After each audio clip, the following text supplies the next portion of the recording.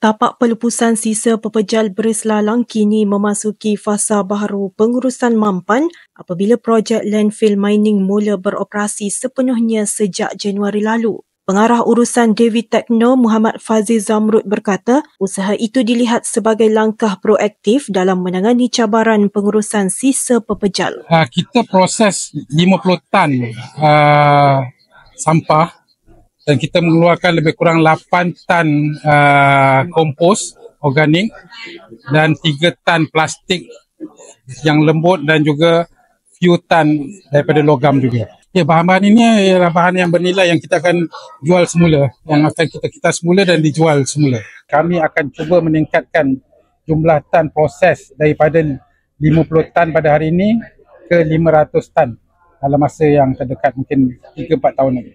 500 tan ialah daripada sampah yang diproses. Jadi baja organik selalunya 30% daripada jumlah sisa yang kita proses. Selebihnya 20% plastik dan ada lagi logam, RDF, benda-benda yang kita semula.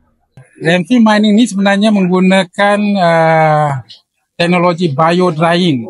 Ini proses rawatan yang mana kami menggunakan bahan organik yang mempercepatkan suhu sekitar dengan pengudaraan dan tindak balas mikroorganisma.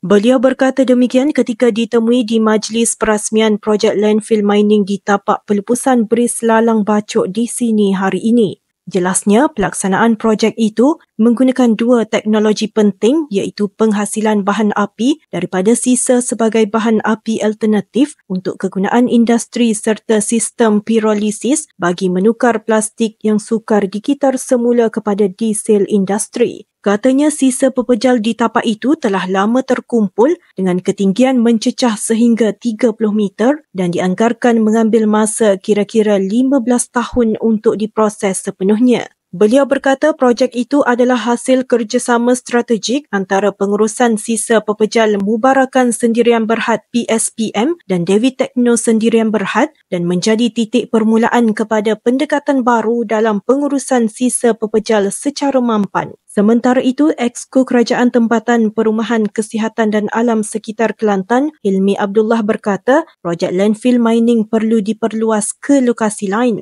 Lepas kita berjaya buat operasi sini, kita mencadangkan kepada David Techno untuk masuk ke tapak pelepusan kita di tempat milik Amerika Tempat lah, di Kut Berdolah.